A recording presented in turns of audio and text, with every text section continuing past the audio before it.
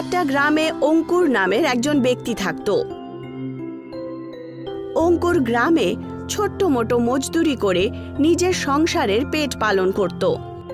বিন্দিয়া, চল বাজারে যাই, একটু টাকা বেঁচে আছে, ব্যাস আজকের জন্য সবজি আর আটা নিয়ে আসি। বিন্দিয়া নিজের মায়ের সাথে বাজারে চলে যায়। বাজারে হঠাৎ করে বিন্দিয়ার চোখ পড়ে একটা বরফের গোলার ঠেলার ওপরে। মা, দেখো কত গরম পড়েছে, আমাকে একটা বরফের গোলা খাইয়ে দাও না। নিজের মেয়ের কথা শুনে বিন্দিয়া বরফের গোলার ঠেলার কাছে গিয়ে ঠেলাওয়ালাকে বলে, দাদা, একটা বরফের গোলা কত টাকা? 10 টাকার। কি, 10 টাকার? আমি যখন ছোট ছিলাম তখন তো 1 টাকায় পেতাম। আরে সেই যুগ চলে গেছে, কিনতে চাইলে কিনুন, না হলে এখান থেকে যান তো দেখি, যান। বিদ্যা নিজের বাড়িতে চলে আসে। বিকেলবেলা যখন তার বর বাড়িতে ফেরে তখন বলে, কি হয়েছে বিদ্যা, তোমার মুখটা এরকম শুকনো শুকনো কেন? আজ আমি প্রথমবার জানতে পারলাম যে গরিবদের সমাজে কোনো রকম সম্মান হয় না। আরে কি হয়েছে সেটা ভালো করে বলবে। বিদ্যা কাঁদতে কাঁদতে সমস্ত কথাটা তাকে বলতে শুরু করে। তুমি নিশ্চয়ই ওই সত্তু গোলার কাছে চলে গিয়েছিলে, তাই না? এমনিতেই সত্তু অনেক দিন ধরে গ্রাহকদের সাথে বাজে কথা বলে।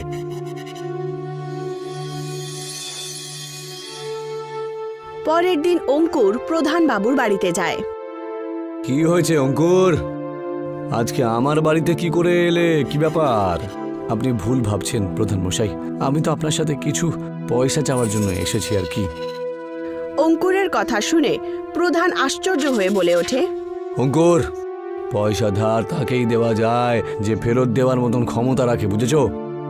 আমার পুরো কথাটা তো শুনুন প্রধান মশাই, আমি একটা বরফের গোলার ঠেলা গাড়ি লাগাতে চাই, আপনি আমাকে সাহায্য করুন না। বিকেলের মধ্যে আমি যত পয়সা রোজগার করব তার থেকে 4 ভাগের 1 ভাগ আপনি আমাকে দিয়ে দেবেন, বাকি সব পয়সা আপনারই থাকবে। অঙ্কুরের কথা শুনে প্রধান নিজের মনে মনে বলে, এ তো দেখছি সত্যি একেবারে মূর্খ, মাত্র 4 ভাগের 1 ভাগই চাইছে। এর মানে হলো 100%-এর থেকে 75% তো আমারই লাভ হয়ে গেল। ঠিক আছে, তোর উপায় আমার মাথায় ঢুকে গেছে, কিন্তু একটা কথা মনে রাখিস, বিকেলের মধ্যে আমার ভাগে সব পয়সা কিন্তু পেয়ে যাই জানো। এইটুকু বলে প্রধান কিছু টাকা অঙ্কুরের হাতে দিয়ে দেয়। অঙ্কুর খুশি খুশি নিজের বাড়িতে চলে যায় আর সমস্ত কথা নিজের স্ত্রীকে বলে দেয়। আর তারপর, দেখো বিদ্যা, আমাদের বরফের গলার ঠেলা গাড়ি আমাদের গ্রামে একবারে ধুম মাচিয়ে ছাড়বে। ছোটবেলা থেকেই বরফের গোলা তৈরি করা আমার খুব পছন্দ। আর হ্যাঁ, বিন্দাকেও আর অন্যের দোকানে যাওয়ার কোনো দরকার পড়বে না। পরের দিন অঙ্কুর ঠেলাতে বরফের গোলা রেখে গলি গলি মহল্লা মহল্লায় বিক্রি করতে শুরু করে। একজন গ্রাহক ভয়ঙ্কর গরমে নিজের মাথার ঘাম মুছতে মুছতে অঙ্কুরের ঠেলার কাছে এসে দাঁড়িয়ে পড়ে। কি হয়েছে দাদা, আপনার মাথা থেকে এত ঘাম ঝরছে কেন?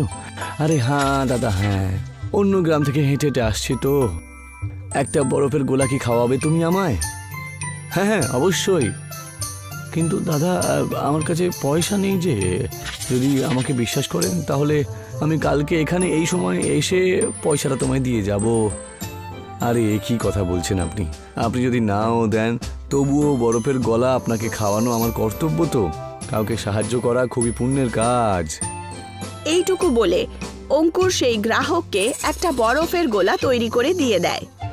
গ্রাহক খেয়ে খুশি হয়ে যায় আর বলে, তুমি তো 70 থেকেও ভালো বরফের গোলা তৈরি করো দেখছি। হ্যাঁ, আর তোমার স্বভাবও দেখছি খুব ভালো। তোমার জায়গায় যদি 70 থাকতো না, তাহলে আমাকে এতক্ষণে গালাগাল দিয়ে এখান থেকে ভাগিয়ে দিত। পরের দিন সেই গ্রাহক অঙ্কুরকে টাকা দিয়ে চলে যায়। অঙ্কুরের দোকানদারি পুরো গ্রামে ভালোই চলছিল। এখন অঙ্কুরের অংশে 1/4 টাকা বিকেল পর্যন্ত জমা হতে শুরু করে। অঙ্কুর বিকেলবেলা নিজের অংশের টাকা নিজের বউ বিদ্যার হাতে রেখে দেয়। তুমি তো বলেছিলে যে তুমি প্রধান থেকে শুধু 1/4 অংশই চেয়েছো, কিন্তু তুমি যে রোজ রোজ আমার হাতে অনেকগুলো টাকা রেখে দাও, সেগুলো? এই সব কিছু ঈশ্বরের কৃপা বিদ্যা। আমি তো ছোটবেলা থেকে বরফের গলা প্রীতিই খাইয়ে দিই। এই কাজটা তুমি খুব ভালো করছো। বাচ্চাদের থেকে বরফের গোলা টাকা নেওয়া উচিত না। অন্যদিকে সত্যু চিন্তিত অবস্থায় নিজের দোকানে নিজের চাকর রামুকে প্রচণ্ডভাবে বকছিল। এইসব কি হচ্ছে রামু? আমি দেখছি গত 1 মাস ধরে আমার বিক্রি অনেক কমে গেছে। এতে আমার তো কোনো দোষ নেই বাবু। ব্যাপারে আপনি কি দেখতে পাচ্ছেন না নাকি যে গ্রামের সব লোকজন শুধু এখন ওই ঠেলা গাড়ির থেকেই তো বরফের গোলা নেয়, তাই না? কারণ গরিবদের কাছ থেকে আর বাচ্চাদের থেকে পয়সাই নিচ্ছে না। ও এই অঙ্কুরের কিছু একটা করতেই হবে আমার, বুঝতে পেরেছ? অন্যদিকে অঙ্কুর ভীষণ গরমে রোদে দাঁড়িয়ে গ্রাহকদের অপেক্ষায় দাঁড়িয়েছিল। তক্ষুনি একটা সুন্দর 10 বছরের মেয়ে যে খুব ভালো কাপড় পরে রেখেছিল সে এসে বলে, আমাকেও একটা বরফের গোলা খাওয়ান। আমি তো অনেক প্রশংসা শুনেছি, কিন্তু আমার কাছে টাকা নেই। কিন্তু তোমার কাপড়টা দেখে তো মনে হচ্ছে যে তুমি যেন বড়লোক পরিবারের কোনো সুন্দরী একটা মেয়ে। তুমি খাওয়াতে চাইলে খাওয়াও, নয়তো বারণ করে দাও। অঙ্কুর হাসতে হাসতে একটা বরফের গোলা সুন্দর বাচ্চাটাকে দেয় আর বলে, বাচ্চাদেরকে আমি কষ্ট দিতে পারি না। ওই মেয়েটা বরফের গোলা খেতে খেতে অঙ্কুরকে বলে ওঠে, কিন্তু আমার বাড়ি তো এখান থেকে অনেক দূরে। তুমি আমাকে বরফের গোলা খাইয়েছো, তার বদলে আমি তোমাকে বরফের গোলার পাহাড়ের রাস্তা বলবো। কিন্তু এখন সেই সময় আসেনি, কিন্তু তাড়াতাড়ি আসবে। এইটুকু বলে সেই মেয়েটা ওখান থেকে চলে যায়। অঙ্কুর বাচ্চা ভেবে তার কথায় মনই দিল না। বিকেলবেলা অঙ্কুর যখন প্রধানের কাছে গেল তখন ওখানে সত্যকে বসে থাকতে দেখে। অঙ্কুর, কাল থেকে বরফের গোলার ঠেলা গাড়ির আর লাগানোর কোনো দরকার নেই। আমি কি কোনো ভুল করেছি? আমি তোমাকে ব্যবসা করার জন্য পয়সা দিয়েছিলাম, তো লোকজনকে ফ্রিতে দেওয়ার জন্য নয়। কিন্তু আপনার ভাগের পয়সা আমি তো আপনাকে সৎভাবে প্রতি মাসে দিয়ে যাই। সে সব পয়সা তো আমারই, তাই না? এতে তোমার আর কি ভাগ রয়েছে? হ্যাঁ, এখন তুমি যেতে পারো এখান থেকে।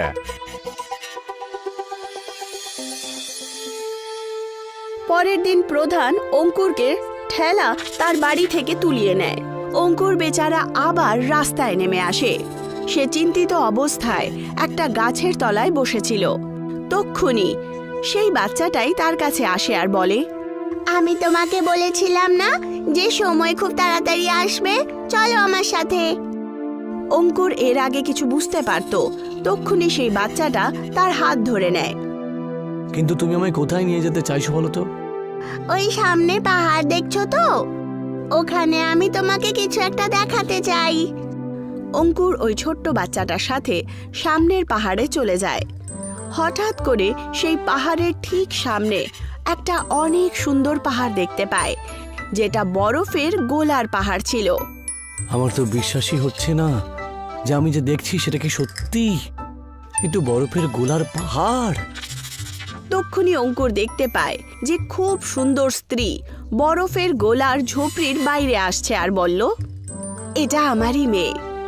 তুমি গরমে ওকে নিজের হাতের বরফের গোলা খাইয়েছো, তাই আমি খুব বেশি খুশি। এই বরফের গোলার পাহাড় আজ থেকে তোমার হলো। তুমি এখান থেকে যত ইচ্ছে ততটা নিয়ে যেতে পারো, কোনো অসুবিধা নেই। আর হ্যাঁ, এই রহস্যের খবর তুমি কাউকে বলো না। তক্ষুনি অঙ্কুরের চোখ সেই বরফের গোলার পাহাড়ে একটা সুন্দর ঠেলার ওপরে পড়ে।